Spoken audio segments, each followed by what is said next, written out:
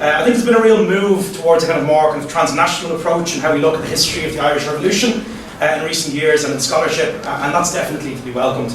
I think so often missing from the government's programme last year was any sense of that. There was no real acknowledgement that the 1916 Rising was in many ways an event of World War I. And we can only truly understand the events of the 1913 to 23 period in Ireland by looking beyond these shores. Comparative analysis is very important and the broader picture has to be clear. The great German socialist Karl Liebknecht, who was murdered in January 1919, maintained that the Russian Revolution was to an unprecedented degree the cause of the proletariat of the whole world becoming more revolutionary. It's worth explicitly saying at the start that by Russian Revolution, I'm focusing today on the Bolshevik seizure of power towards the end of 1917. That's not to diminish the earlier revolutionary events of that year in Russia, but it was the Bolshevik Rising or Red October that made the most pronounced impact here and beyond. Certainly events in other places impacted on revolutionary situations in a variety of countries and how revolutionaries here thought about the world and its possibilities. In April 1919, the rather unlikely figure of Eamon de Valera called on Ireland to ready herself for the day, quote, when Europe may be run by councils of soldiers, workers and peasants. De Valera saying that. Remarkable how things turned out. Unfortunately, Enda Kenny told one of his many lies when he claimed Michael Collins met Vladimir Lenin and brought him to Ireland. But moving away from such alternative facts, I hope the real ones that you hear today are interesting enough. Before getting into it, I should kind of acknowledge the primary sources that were important for putting together this talk. I've drawn primarily from a few places: the Documents on Irish Foreign Policy website, which is just a remarkable resource, the Contemporary Press, both Irish and international, both mainstream and radical, and reactionary, and most importantly, the Bureau of Military History witness statements, which are just a remarkable resource to have online and free to use. I'm also indebted to the wonderful Arguments for a Workers' Republic website, www.workersrepublic.org, which has digitised very important kind of primary source materials from Ireland's socialist history, reminding us, it should never be forgotten, that we do have one. In this talk today, I want to primarily look at the response to the Russian Revolution in Ireland, yes, but it feels like it would be more fitting maybe to start a little bit earlier. The interest in Ireland that was taken by some of the leading figures in the Russian Revolution deserves acknowledgement. Indeed, recent scholarship suggests that Russian radicals may have studied Ireland and the Irish question to a greater extent than was previously known. Buried within the pages of the Bureau of Military History witness statements, historian Maurice J. Casey unearthed the claims of Patrick Little, the prominent nationalist journalist, that a number of leading Bolsheviks had in fact visited Dublin in the aftermath of the 1916 Rising, including Ivan Maysky, later the Soviet Union's ambassador to Britain. Patrick Little maintains in his Bureau of Military History witness statement that 2 of the 4 Russians who arrived here in 1916 were in fact killed in the violence that followed the Russian Revolution. To quote Little's B&H statement, "They came to Dublin to study the revolution and especially the work of James Connolly. Russia had not yet brought about their revolution. They knew former revolutions had been carried out by manning the barricades in the street, but the Irish strategy was new. The taking of houses and key positions interested them greatly. The Sydney Street episode in London, where one man with a gun held out against a regiment of soldiers and then Winston Churchill, had set a new example. These Russians were revolutionaries and were not at that point pronounced communists." Little's claim that there were Russian radicals in Dublin in 1916 is actually backed up by a number of other sources. There's a 1918 article in the journal New Ireland that makes reference to these visits. So does Ada Blockham's pamphlet What Sinn Féin Stands For. Ada Blockham later became a very vocal anti-communist. The visit of Russian radicals to Dublin in 1916 is definitely an exciting footnote, but as Maurice Casey notes, it's unlikely that the Bolshevik upper echelons were either aware of it or particularly concerned by it. At the time, there was a community of Russian political exiles in London. The delegation that came here were almost certainly self-selected from that group. Whatever about kind of these Russian radicals visiting Dublin, certainly the events in Dublin did impact on the thinking of leading socialists, including Vladimir Lenin. The slaughter of the First World War, which we should never forget, had shamefully been supported by much of the workers' movement across Europe who rallied behind their respective national forces, opened up a whole number of political debates among the left. And one of those debates, in which Lenin and others were engaged, was on the question of kind of national liberation struggles in oppressed countries. On the national question, some leading socialist voices, including the great Rosa Luxemburg, rejected the idea that national self-determination could serve as a positive force towards revolutionary change. As Luxemburg's biographer Paul Froelich has maintained, she argued, quote, that the interests of the proletarian revolution had to be placed above all other considerations. For these reasons, Rosa refused to regard the right of self-determination as a general formula for all the people in the capitalist world. Lenin, however, was developing his own kind of unique critique of imperialism. He took a very different approach, and he would utilise the Easter Rising in his own framework. As imperialist powers in Europe continued to struggle for domination on the continent, Lenin understood the significance of what had happened in Dublin, placing it within the context of the British Empire when he said, "The struggle of the oppressed nations in Europe, a struggle capable of going all the way to insurrection and street fighting, capable of breaking down the iron discipline of the army and martial law, will sharpen the revolutionary crisis in Europe to an infinitely greater degree than a much more developed rebellion in a remote colony. A blow delivered against the power of the English imperialist bourgeoisie by a rebellion in Ireland is 100 times more significant politically than a blow of equal force delivered in Asia or in Africa." Those stirring words are now to be found in the visitor centre of the General Post Office. I have it on good authority, there's been one or two complaints. Lenin maintained that the centuries-old Irish national movement had now, quote, "manifested itself in street fighting conducted by a section of the urban petty bourgeoisie and a section of the workers, after a long period of mass agitation, demonstration, suppressions of newspapers, etc. Whoever calls such a rebellion a putsch is either a hardened reactionary or a doctrinaire hopelessly incapable of envisaging a social revolution as a living phenomenon." Not all radical Russian voices embraced the events of the Easter Rising, even critically. G.V. Plekhanov would describe the rising as, quote, "positively harmful," while Karl Radek would maintain that, quote, "the movement called Sinn Féin is a purely urban petty bourgeoisie movement, and although it caused considerable commotion, it had little social backing. When its hopes for German assistance led to revolt, this amounted only to a putsch that the British government easily disposed of." Leon Trotsky, who Winston Churchill would later describe brilliantly as, quote, "a skin of malice for a time on the shores of the Black Sea, now washed up in the Gulf of Mexico," challenged such responses to the rising, and while acknowledging the imperfect kind of nature of the revolutionary forces in Dublin, he also expressed great hope. Trotsky even maintained that the events in Dublin could have an influence on the British working class. He said, "On the contrary, it'll find an echo through Great Britain. Scottish soldiers smashed the Dublin barricades, but in Scotland itself, coal miners are rallying round the red flag raised by John McLean and his friends." Trotsky also asked how the British left could ignore what had happened on its own doorstep, arguing that, quote, "the British socialist who fails to support by all possible means the uprisings in Ireland, Egypt and India against the London bureaucracy, such a socialist deserves to be branded with infamy, if not with a bullet." It's a curious little aside worth mentioning in passing that in later years Trotsky learned quite a lot about the state of radical politics in 1930s Ireland from his correspondence with the Irish-American Trotskyite James C. Farrell, who visited the country, and he also maintained contact with Nora Connolly. In one letter in the 1930s, Trotsky expressed his admiration for James Connolly, writing that, "Since my earliest days, I've got through Marx and Lenin the greatest sympathy and esteem for the heroic struggle of the Irish for their independence. The tragic fate of your courageous father met me in Paris during the war. I bear him faithfully in remembrance. I made up my mind to read your book about your father in the very next time." So now we've kind of acknowledged the interest and debate around the Irish question that existed among the revolutionary forces that would bring about the Russian Revolution. What about Irish responses to events in Russia? Of course, today, the enormous political impact and importance of the events of Russia in 1917 are so very clear to us. They shaped the world to come. Writing not long after the revolution, in the introduction to his famous text, 10 Days That Shook the World, John Reid captured it so well when he said, "No matter what one thinks of Bolshevism, it is undeniable that the Russian Revolution is one of the great events of human history, and the rise of the Bolsheviks a phenomenon of worldwide importance. Just as historians search the records for the minute details of the story of the Paris Commune, so they will want to know what happened in Petrograd in November 1917. Accounts of the streets around the Winter Palace that were printed in Irish newspapers in the days after the revolution began are not unlike those of Dublin 18 months earlier. They were making it up as they went along. Bottles in hand, this is from The Independent, bottles in hand, the drunks would emerge from the cellars, the fall sprawling onto the snow, or roam through the streets, shooting and looting. Widely exaggerated claims of dead bodies littering the streets filled Irish column inches too. By the 9th of November, though, the kind of enormity of just what had happened was dawning on the Irish press, even if they struggled to get reports from the ground. The Freeman's Journal reprinted the claim of a German newspaper that, quote, "the consequences will be incalculable if the power of the Russian state really is passed into the hands of the Bolsheviks. Lenin rule and Trotsky rule means proletarian dictatorship of Russia."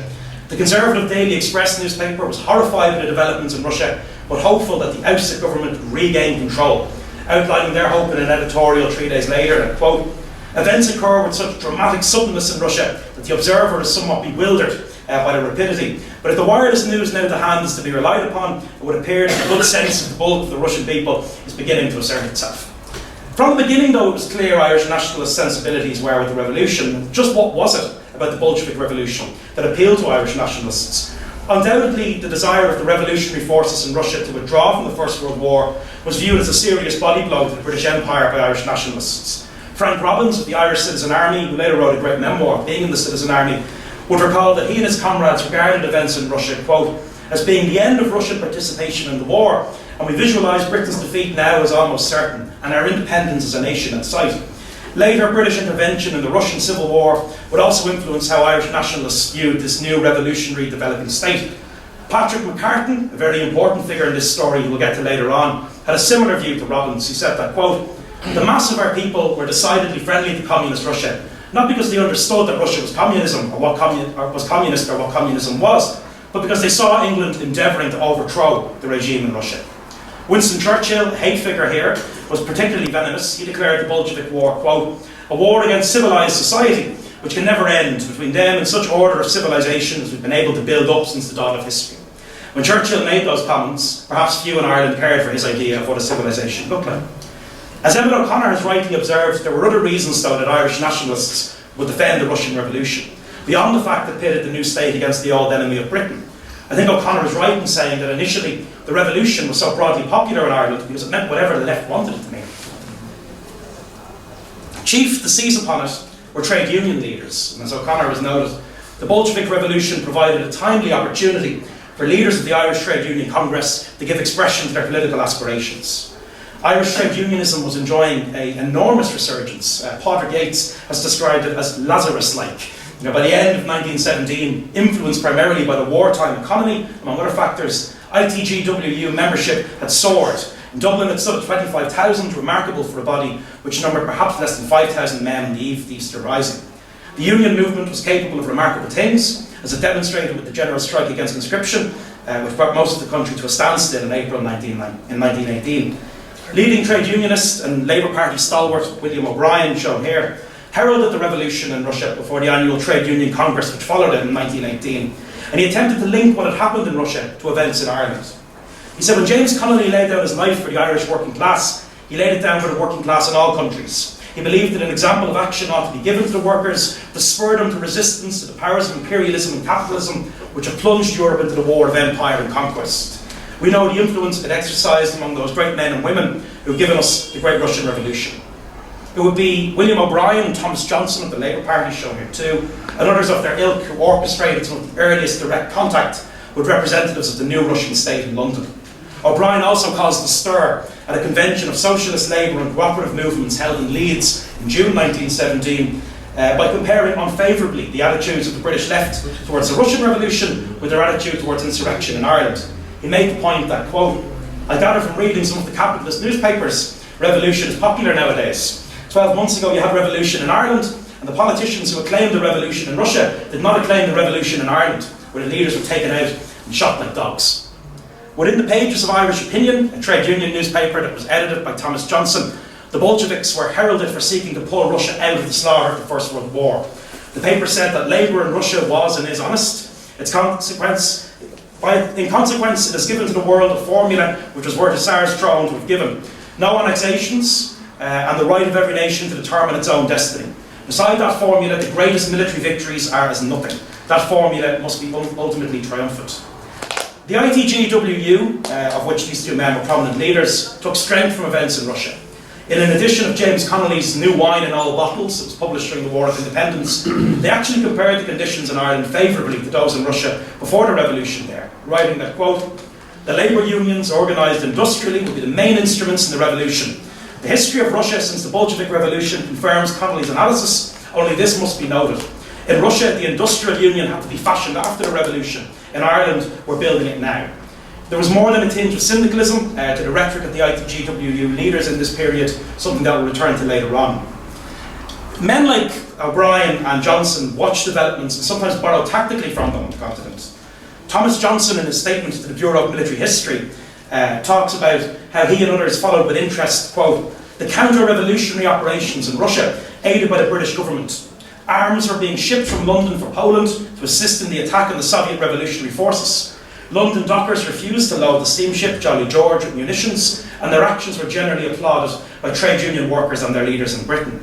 Johnson claims that in the aftermath of this, quote, Irish railwaymen, members of the NUR, dockers and members of other unions decided that what was proper in the case of the attack on the revolutionary government in Russia was even more clearly applicable when munitions were being sent from Britain for use by British forces against the Irish people and their government. It's interesting to think that an act of working class solidarity with the Soviets in Britain may have influenced Irish radical tactics at home and the munitions strike.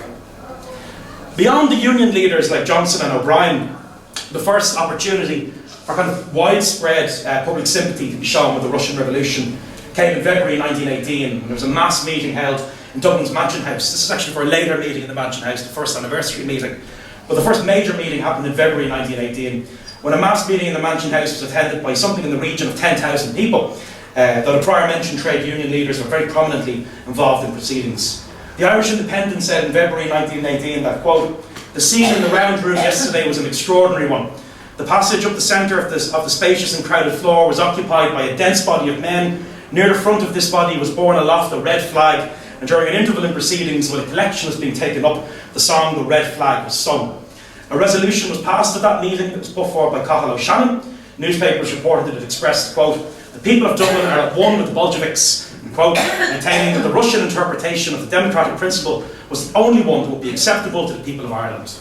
Thomas Johnson of the Labour Party proclaimed that, quote, the cry for bread was at the bottom of all successful revolutions, to loud applause. Also at that meeting, Countess Markovich expressed the support of the Irish Citizen Army for the new Russian state. This is quite a remarkable picture from military archives of the Irish Citizen Army in 1970, and I definitely think it's taken probably at Easter. You can see there's still damage to the building very clearly. It's quite a number of very prominent faces, familiar faces I should say, in this picture. Winifred Carney, sitting right by the lamp, Kathleen Lynn is here, Christy Poole, and other Citizen Army members are right throughout. She expressed the sympathy of the ICA for the Russian Revolution.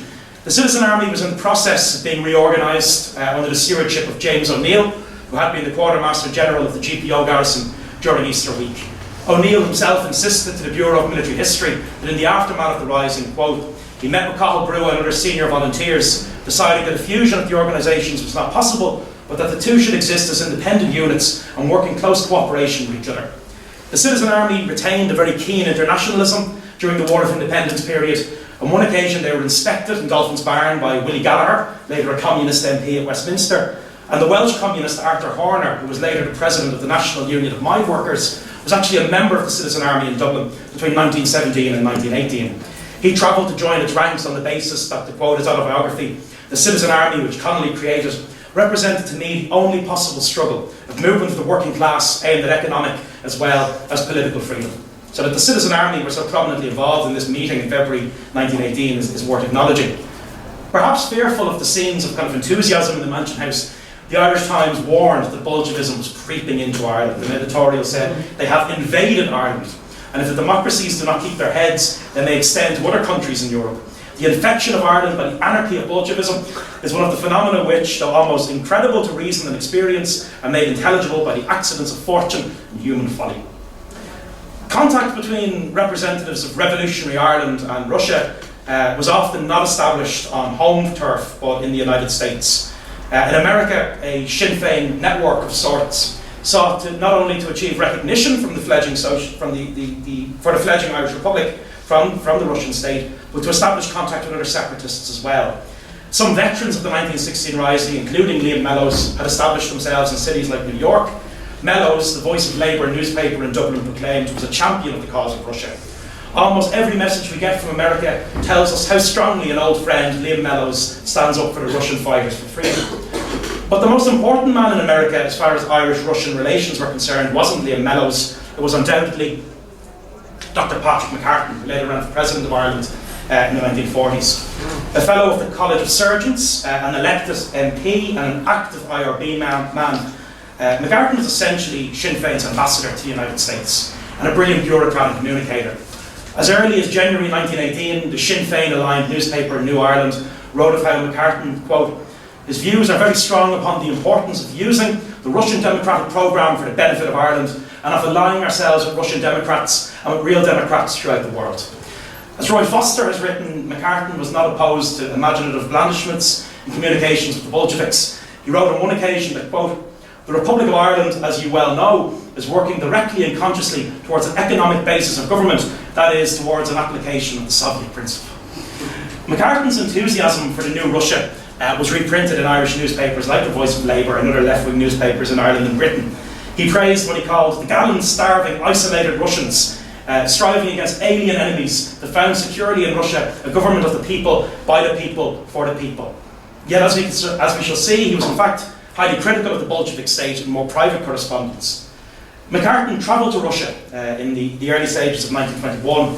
He was sent to secure recognition for the Irish Republic, and it's been maintained also to procure arms. His mission was sanctioned by Eamon de Valera. Months earlier, there was a proposed treaty between the, quote, Russian Socialist Federal Soviet Republic and the Republic of Ireland, drawn up in New York. This was later captured in Dublin and distributed to members of the Westminster Parliament throughout the press. E.H. Carr, who's a kind of leading historian of the early Bolshevism, has maintained that the negotiations were never really taken seriously on either side.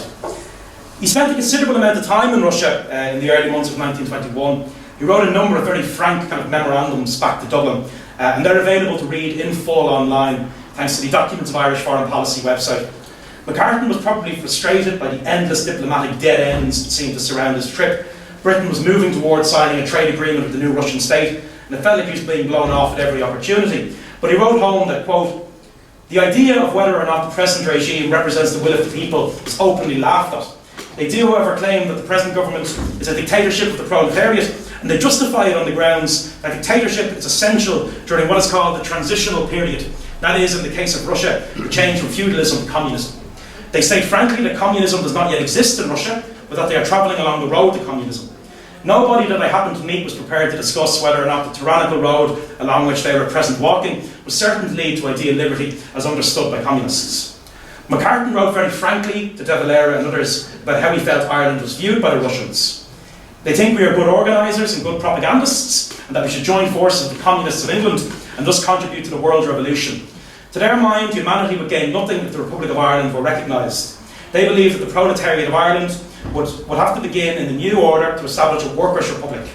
Even though it were possible to get space in the papers for Irish propaganda, one could achieve nothing for Ireland, with the exception perhaps of blackening the character of England and our character, but that seems to be pretty well known."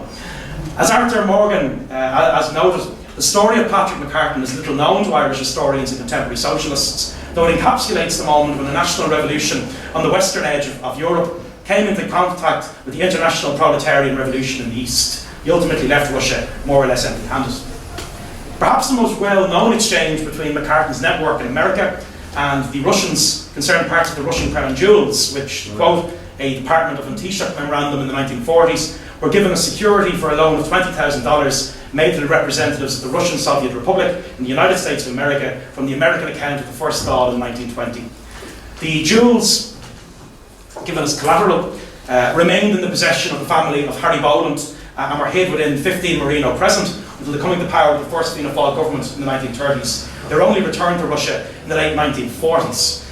Most of Mccarton's activities were not as secretive as he would have liked his dealings with the Russians. Paul McMahon is right in his study on British intelligence in Ireland in saying that between 1917 and 1923, the British intelligence system uncovered most of the contact between the Irish Republicans and the Communist movement. Primarily, this was a byproduct of successful intelligence efforts against British communists. Not every reference to the Soviets and the Bolsheviks in the archives of the Bureau of Military History are positive. Indeed, there are several that are outright hostile.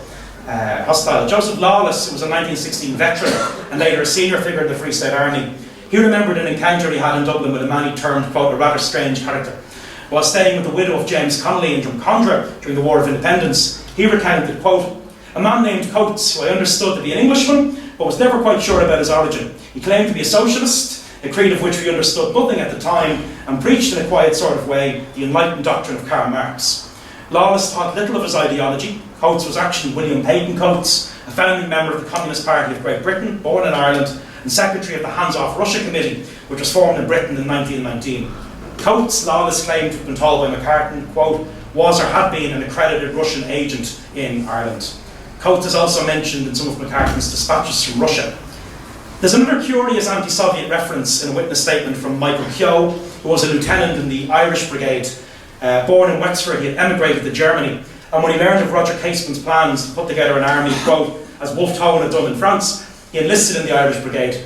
In his statement to the Bureau of Military History, he remembered how, after the failures of the brigade, quote, I remained in the Republican German New Reich Matter Army until 1920, and then I took an active part against Red Soviets in the Baltic area. He talks about how he felt it was his Catholic duty to do it. His statement is nasty in a number of ways. He refers to the Jewish socialist Kerr Eisner as being of the Shylock breed. In the aftermath of his military service against the Reds in the Baltics, he claims that he worked as a gun runner in Germany, supplying the IRA until the Anglo-Irish Truce of July 1921. If you're looking into relations between the Bolsheviks and the Irish, one issue that has to be addressed is the question of who are the Irish Bolsheviks. There were ultimately two distinct bodies that sought the mantle of Irish Bolshevism in the form of the Socialist Party of Ireland, which included William O'Brien and Thomas Johnson, who we saw earlier, and a more radical tendency that emerged from it and ultimately became the Communist Party of Ireland. The Socialist Party of Ireland, which was founded by William O'Brien and Colin O'Shannon, two Labour stalwarts, was revived by ITGWU leaders after the 1916 Rising. Though as Adrian Grant has noted, this party was plagued by divisions, quote, between moderates and radicals, and was ultimately put in opposition with a more decidedly left-wing revolutionary group within its own ranks that included Roddy Connolly and Sean McLaughlin. They were both veterans of the 1916 Rising.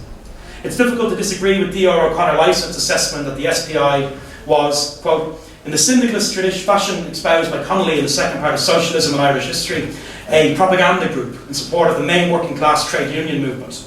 But certainly Connolly, McLaughlin and those around them inside the party wanted to move it in a different direction. As Evan O'Connor has noted, both of those men shared a frustration with the absence of socialist input into the independence struggle. The dynamic duo joined the SPI in a determined effort to drive it towards communism. Charlie Maguire, who's the author of very impressive and important biographies of both Sean McLaughlin and Roddy Connolly, has maintained that the political analysis of these early Irish communists was based very closely on the teachings of James Connolly. They argued that Ireland was dominated by British imperialism and capitalism, and that only through socialism could genuine independence be achieved. Both McLaughlin and Connolly were remarkable political thinkers if you take their age into account, and they were kind of formulating their communist ideas in their late teens and early 20s. The two wanted to sever the international ties of the Socialist Party of Ireland with more moderate international socialists and move Irish communism towards the Comintern and Bolshevism. The Communist International, popularly known as the Comintern, the Third International, from 1919 to 1943, was an international communist organisation that advocated world communism. Roddy Connolly would actually meet Lenin in Petrograd in 1920 while attending the Second Comintern Congress, introduced by none other than John Reid. It's a great picture, one of my favourite pictures from revolutionary Ireland, Roddy Connolly and Lenin. The manner in which Roddy Connolly and his comrade Eamon McAlpine actually got there was quite remarkable in itself. It involved being stowed away from Hull to Bergen in a coal hold, taking a mailboat to Moormount, and a 3-day train journey to Petrograd, during which there was actually an attack on the train. They were travelling in by British aircraft. In truth, this was a sort of road, unsanctioned journey, but it would turn out to be a very important one in the history of Irish socialism. When they got there in 1920, Connolly and McAlpine presented a report on the situation in Ireland, entitled Revolutionary Ireland and Communism. And the report that they presented warrants attention, I think, from any historian of revolutionary Ireland. It's available to read in full on that website, Arguments for a Workers' Republic. They gave an overview of what they saw as the key issues in the Irish question, Sinn Féin and the IRA, the trade union movement, and the state of the ICA, which they regarded as more or less moralised. They acknowledged the role of the trade unions in our revolutionary life. They wrote that the general condition of Irish life is nationalistically revolutionary. The ITGWU, in common with the craft unions, has a much stronger fighting spirit than its English prototypes. In alliance with the nationalists, the Irish Labour movement defeated conscription in 1918, and on May Day 1919 it stopped industry throughout the greater portion of the country. Only recently, again in alliance with the nationalists, by a 2-day general strike, it forced the British government to release over 100 political prisoners who were on hunger strike. In the majority of these cases, however, the general sentiment of the people practically forces the labour movement to take action, and the strike was carried out by unionists and non-unionists alike. On the Socialist Party of Ireland, they maintain that, quote, it is very small and ineffective, with no bearing upon national politics. The same personalities who dominate the Labour Party and the ITGWU influence and direct its policies and tactics. It is now a party that numbers scarcely 150 members in Dublin, about 30 of whom could be considered effective members, and a few hundred members throughout the country, badly organised and having no direct connection with each other or the Dublin headquarters. I think particularly deserving of acknowledgement, though, was the criticisms of the Citizen Army that were made by the two men. They wrote that on its reorganisation after the release of prisoners in 1917, the ICA maintained its proletarian basis, but as the situation was now dominated by the Irish volunteers and the leaders of the ICA were killed, it steadily weakened and it is not now an effective influence on Irish political life. On the level of political education of the ICA rank and file, they believed that, quote, while the ICA programme was to establish by force of arms a workers' republic in Ireland, the form and structures of such a republic are not consciously understood by the majority of its members. Roddy Connolly clearly believed in his report that the greater revolutionary potential actually lay with the volunteers, with a membership consisting, quote, mostly of proletarians and peasantry, even if he felt that the majority of the rank and file volunteers looked upon the establishment of the Irish Republic as being of the first importance and are inclined to defer the solution of social problems to the successful accomplishment of this aim. The Socialist Party of Ireland leadership, Thomas Johnson, William O'Brien and the like, would actually respond to this report. They tried to defend the Bolshevik character of their party, but it was actually the more radical tendency that ultimately won out. O'Brien and his followers were expelled from the party in October 1921. It should be said that while William O'Brien, Thomas Johnson and those around them were in their own ways remarkable men who made important contributions to Irish trade unionism and the Irish Revolution, they were by no means communists. Indeed, Thomas Johnson would outline himself his commitment to social democracy or communism, writing in 1925, should the aim be to remove poverty, or are we to agitate and organise with the objective of waging class war relentlessly and use the unemployed and the poverty of the workers as propagandist cries to justify our actions? I do not think this view of the mission of the labour movement has any promise or any usefulness in Ireland.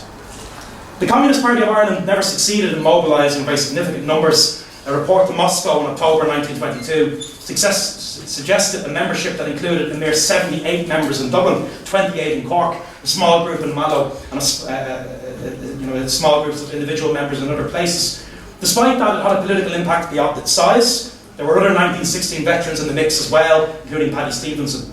There would be another interesting talk to be made on the contribution of the Communist Party of Ireland in the Civil War period, including directly in the fighting in Dublin, where members served under Oscar Traynor in the Sackville Street area, with time for events of today. The party did proclaim rightly in the Civil War that victory lies with the side that can attract itself to the masses, the workers of the towns and cities, and the landless peasants. Republicans, here is your chance. With the workers behind you, the Free State locked us into the black hell from whence it came. Historically, of course, Irish communism and socialism has had to contend with powerful opposition from organised anti-communists.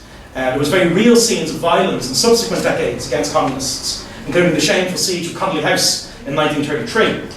As early as February 1918, at the prior mentioned meeting in the Mansion House to celebrate the Russian Revolution, 1916 veteran Kathleen Lynn kind of touched at this. She told the gathered crowd that, quote, some people shy of acclaiming Russia for fear of the cry of anti-clericalism. That cry has been raised against men and movements in which the British government had reason to fear, because it knows that the cry was the most potent to cast a slur on any cause in this country, and to make the ordinary unthinking person afraid of it. By 1919, hysteric denunciations of Russian communism were beginning to appear in sections of the Irish press, in particular in the Belfast press, and the ever-reliable Irish Independent.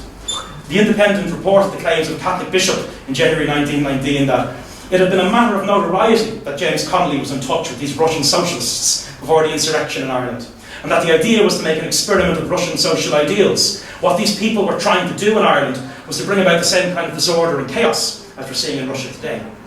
The Belfast newsletter, in particular, was fearful of, quote, the direction of labour in Dublin. It's said to have passed entirely into the hands of Connollyite Bolsheviks. Some in the Belfast press went to great lengths to equate Sinn Féinism and Bolshevism, while others, like the Northern Whig, were quick on the other side to dismiss any idea that revolutionary ideas could take hold among Belfast workers. They said that if there's any talk of industrial Bolshevism or such things here, it will be an absurdity, because as far as Belfast is concerned, Bolshevism doesn't exist. Those who know the average Belfast working man would laugh at the idea of us having anything to do with such a thing as Bolshevism.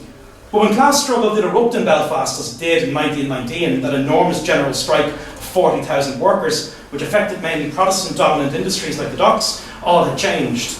The same newspaper that said there would never be a Bolshevik in Belfast quoted the Irish Unionist Alliance as saying that, quote, the force which controls Sinn Féin and organised Belfast labour march hand in hand on the line of approved Bolshevism. Sinn Féin tricked out our men as Labour with a red flag. Such scare stories weren't only intended for Irish audiences. The response to the ever-moderate Spectator magazine to the meeting of the first Dáil in Dublin in 1919 was to proclaim that, quote, "The end will be that Sinn Féin will take on a Bolshevik character and will prove to be the means by which a great many of the Irish people will be drawn into heresy and the renunciation of all religious ties and duties."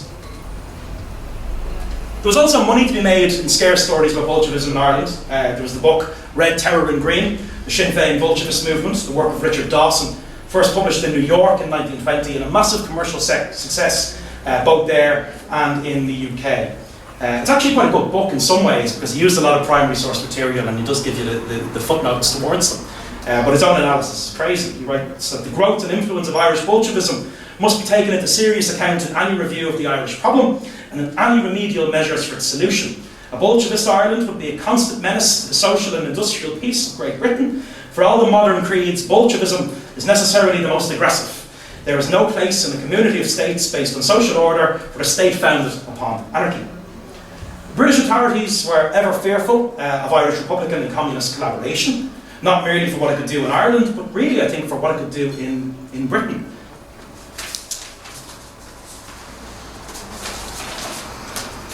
In October 1921, Sir Basil Thompson told the Cabinet that Irish radicals were, quote, trying to encourage all anti-British revolutionaries to emulate the methods of Sinn Féin here. In this regard, there was actually genuine reason for the British to be fearful. Communists like John Maclean, Willie Gallagher and others in Britain had in fact been in contact with the Republican movement in Ireland for some time, and their contributions to the story of revolutionary Ireland should not be forgotten. Indeed, John Maclean explicitly made the point that a workers' victory in Ireland could have a domino effect. Should Ireland get a republic, the class war will then burst out and be fought till Irish Labour wins and establishes communism finally in the old country. This new phase in Irish life ought to be the inciting influence to British Labour, for Labour everywhere must ally against the common enemy. Capitalism will destroy it and make way for world communism. Ireland's victory is obviously the undoubted prelude to Labour's triumph throughout the world, when robbery shall give place to justice in the mighty communist commonwealth, and when with the scrapping of armies and navies, mankind can live in peace to enjoy the fruits of their labour. Stamp of John Maclean from Soviet Russia. One very clear influence, Maclean was probably the second most popular Scot in the USSR after Robert Burns, who was on the school curriculum. One very clear influence of the Russian Revolution on Irish political developments was terminology and the kind of widespread use of the word Soviet in Ireland between 1917 and 1923, when over 100 workplace occupations will be labelled as Soviets. Something Emmett O'Connor has noted as, quote, substantially a strike tactic. In all cases, employers' property was handed back to them in return for wage increases. Even so, the Soviets definitely indicated a political ambition. I think as well as indicating a political ambition, they showed the power of the media and how this term entered kind of mainstream lingo after events in Russia. The most celebrated Soviet to emerge in Ireland was, of course, the Limerick Soviet, which became an international story in its own right. Essentially a protest against the British declaration of a special military area under the Defence of the Realm Act. This protest, which lasted from the 15th to the 27th of April 1919, saw a workers' Soviet essentially running the city of Limerick, distributing food and printing their own currency. In Westminster, Limerick was pointed to as, quote, an example of the effect of communist propaganda from Moscow. As D.R. O'Connor-Lycett maintains, for 2 short weeks, the city of Limerick showed Ireland a vision of a workers' republic. One curious Soviet of sorts, which is kind of sometimes overlooked or dismissed outright or even laughed upon, was the protest seizure of the Rotunda Concert Hall in the centre of Dublin in January 1922 by Liam O'Flaherty, Jim Phelan and a number of other kind of assorted radicals, including communists. They declared an Irish Soviet Republic. The Irish Times the following day noted that the unemployed in Dublin seized the concert halls at the Rotunda, and they declared that they will hold that part of the building until they are removed as a protest against the apathy of the authorities. A garrison divided into companies, each with its own officers has been formed, and from one of the windows of the Rotunda, the red flag now flies. As Emmett O'Connor has said, CPI privately viewed this Soviet as a kind of childish stunt. It lasted a mere 4 days, and a large crowd gathered outside to protest its presence and to attempt to haul down the red flag. But it was once again evidence of how the term Soviet had entered popular political lingo, if nothing else. It's undeniably clear that the revolutionary events in Russia in 1917 impacted on the political consciousness of revolutionary Ireland, and indeed on national liberation movements in other oppressed nations. Recent scholarship continues to challenge the myth put forward by Free State political leader Kevin O'Higgins that the Irish were, quote, the most conservative-minded revolutionaries that ever put through a revolution.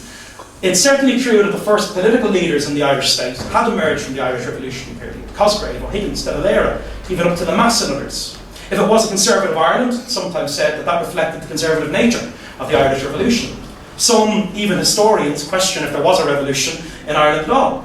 The role of the left and the workers' movement is, with each year though, achieving greater recognition. The failures of that movement must be acknowledged, but so too must its achievements, in attempting to shape the Irish Revolution into a class-based revolution, the only kind which could ultimately win in any meaningful way. General strikes, munitions boycotts, mass rallies for socialism are not part of the well-known narrative of the Irish Revolution. I've tried to keep this brief talk to an exploration of the immediate effects of the Russian Revolution on Irish republicanism and broader Irish life. There is a body of scholarship, though, that follows this story, and looks at the course of Irish-Soviet relations in the decades that followed. Certainly the work of historians like David Convery, Barry McLaughlin, Sean Byers, O'Connor Lycett, and above all, Emmett O'Connor, have done much to increase our understanding of Ireland's place in the revolutionary world and the influence of Soviet Russia, for better or sometimes worse, like ill-informed Comintern meddling in the 1930s, on the course of Irish history. There is still much to do, however, in telling the story of those who believed, as Connolly and Fintan Lawler did before him, that the national and class questions in Ireland were intertwined and could not be severed. As we rightly remember the Russian Revolution this year as an inspiring moment in human and working class history, let us also remember those closer to home who wish to emulate it here. Thank you very much.